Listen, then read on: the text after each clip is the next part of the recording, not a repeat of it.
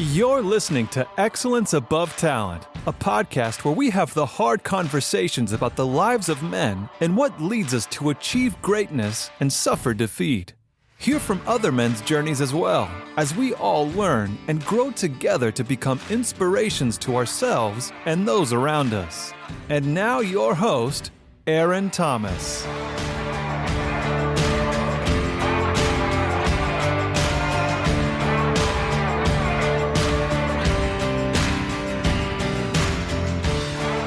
What's up, my beautiful people? Aaron Thomas with Excellence Above Talent. Man, there's so much stuff going on in my life right now that I really can't talk about, but just know that as a human being, you have a finite chance of creating a life that you would want for yourself, that your younger self would be proud of, where you're not pressing to go to work, where you're not dreading going to work, where you look around and you're surrounded by the people that want to be around you. You have money in your account, enough money to, if you want to leave and go somewhere, you don't have to save up. You don't have to try to get it on credit. And there's a lot of people that are afraid to make big changes in their lives for fear of not knowing where their next paycheck is coming from the fear of having other people who have stayed at jobs for 20 and 30 years, miserable, look down on you, make fun of you, talk about you, because you're still trying to figure it out at an older age, 40, 50, 60. And I'm here to tell you, you don't have long on this earth to become the best version of yourself. So you should never stop trying to find you and the best version of yourself. And I'm not even sure why I started off this podcast like that or like this, but do not be afraid to live the life that other people are afraid to live. Because if I know one thing, I know this: God doesn't bless or open up doors for people who sit on their purpose. God opens up doors and he blesses people who are moving towards their purpose. So we are on episode 14 of my 24-week series of why men become abusive and what we can do as a society or as men to have the conversation to get better. And when I talk about abuse, it's not hitting someone. It can be mental, emotional, financial, using kids, thinking because I'm a man, these are my roles and titles and I don't do anything else. There's a lot of ways men can be abusive, sexual abuse, when it comes to not raping someone, but making someone feel so uncomfortable that they might as well have sex with you, or you're going to make their life harder, creating a space where the woman in your life can't say no for fear of what you're going to do. That's abusive. Instead of having a conversation and trying to figure out what's going on, how she's feeling, what she needs from you in order to change her mood or how she's feeling at the time. And these are things that people don't want to talk about, or these are things that people didn't know that they needed to talk about. And this episode is about how men justify abuse. And these are the stories that keep the cycle of violence alive. Again, most men don't wake up thinking I'm going to be abusive. And most men don't wake up thinking they are abusive. A lot of men wake up thinking they are right, they were pushed, and their abusive behavior is justified. But sometimes the most dangerous part of being abusive isn't the behavior from that man. It's the story that that man told himself to excuse it, to make him out to be the victim, to make others feel sorry for him. On this episode, we're going to be talking about justification and why justifying why I do the things I do can keep the cycle of violence alive. So if you want to understand why harmful behavior continues, you have to look at what a man tells himself after it happens. Because behavior doesn't just repeat randomly. Behavior repeats because it's protected. And it's protected because I'm justifying why I'm doing the things I'm doing. In my last marriage, I tried to justify why I cheated. Because I wasn't getting enough sex at home. Because I got rejected, or I felt like I got rejected when she said no. But I wasn't creating a space that would be inviting for someone to feel more open and vulnerable. I created a space where there was distrust, mental and emotional abuse. And so within that space, that doesn't make someone want to want you. And because she didn't want me, I justified that this was something that she did that pushed me to cheat on her. And until I finally stopped trying to blame her, is when I realized how weak of a person or a man I was by saying, you will be the only one. I will protect you at all costs, and then not do what I say because, like Kevin Gates said, I'm thinking with my dick and not thinking about her, about us, and what we're trying to build. I went out there and I did what I felt like I needed to do in order to protect myself from, I don't know, something that I thought I needed to protect myself from. And so it's super important to understand and know that if you're trying to justify or explain your behavior, when you know that behavior is hurting someone else, you're not protecting you, you're not protecting her, you're not protecting the energy that you want to bring into your life. You are protecting the abusive behavior that will not stop until you stop protecting it. Justification sounds like she pushed me. I wouldn't have reacted like that if she didn't do this or didn't say that. Or if she did do this or did say that. I was just angry. That's not abuse. It wasn't that serious.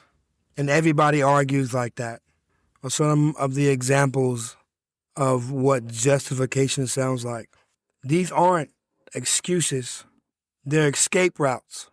Ways to avoid the responsibility of how you're making someone else feel. And we justify ourselves as men to protect our ego. And again, ego isn't real. It's something that we've made up over time and can be changed. But in the moment, that's one thing we're trying to protect, our ego. We're trying to protect our identity. I'm a provider and a protector. I'm not an abusive man. I'm taking care of all the things I'm taking care of and going to work. This is what I'm supposed to do. This is what she's supposed to do. And there is no growing and learning in between. And justification protects our comfort. In order for you to see who you are, you have to see who you are. And that's uncomfortable.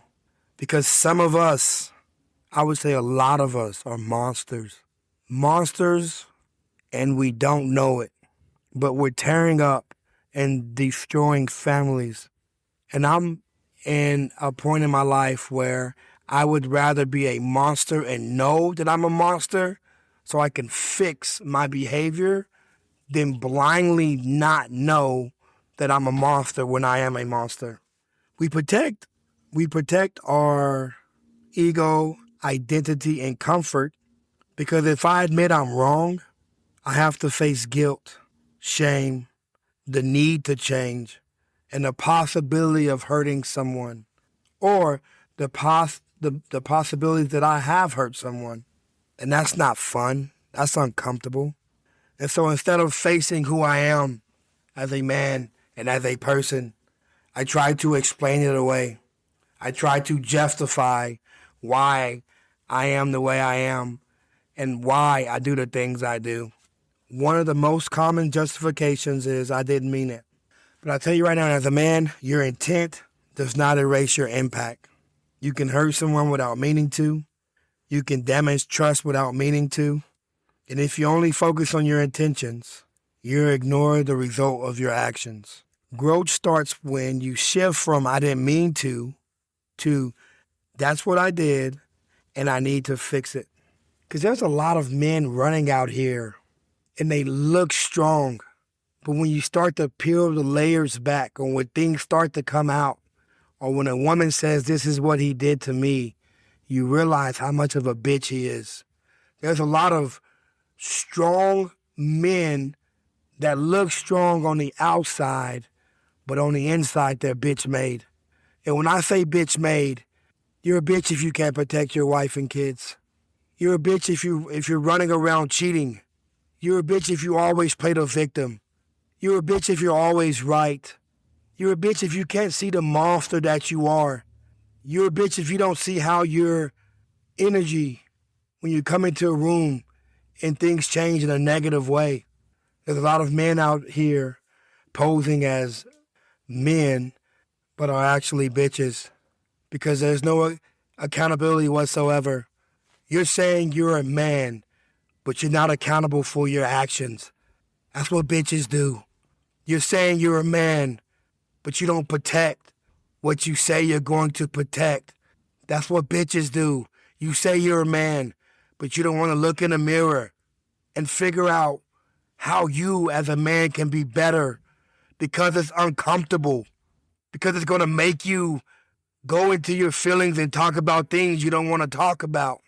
So you create this energy and vibe that only destroys and destructs the people in your life. That's what bitches do. And if you don't like the word bitch, or if you don't like to be called a bitch, don't do what bitches do. We are men trying to figure it out, men trying to push forward to make our lives better and the people in our lives better. And as men, we don't shift the blame on our actions to someone else. If she didn't, if they didn't, if that didn't happen. But here's the truth. No one controls your reaction but you. You can't be disrespected and respond with discipline. You can't be triggered and still choose control. The moment you blame someone else, you give away your power to change. And the bitch shows up. And the issue is, you've told yourself this story over and over and over again, that story now is a pattern. So if your story has always been to justify, protect, defend, or prove yourself to people, then your behavior continues. If your story is, I need to change, I need to become better, I see how that made her feel, then your behavior has a chance to evolve. There's a quote that I live by and I love by Lisa Nichols. She's a motivational speaker. And she says, if you want to live, and I'm paraphrasing, your most freed life, you do not have to hide, protect, defend, or prove who you are to anyone. And as a man, if you have to hide, protect, defend, and prove yourself to anyone, you have to start asking the question, what am I hiding? What am I proving? What am I defending? Because there's a lot of men that feel like they have to hide, protect, defend, and prove who they are to protect their ego, to protect their identity, and to protect their comfort. And this connects to the cycle of violence, because in the apology stage, men often say, I'm sorry. But internally, they don't mean I'm sorry. They mean you shouldn't have pushed me. And so nothing actually changes, because the behavior isn't the root. The belief is. The belief of, I'm this man that do all these things, but deep down they're a little bitch. And I'm not trying to be derogatory. I'm not trying to make someone feel some type of way. There's a little boy in all of us that's trying to grow up to be a man. And maybe someone never had a hard conversation or a hard talk with you of that's not how men are supposed to act.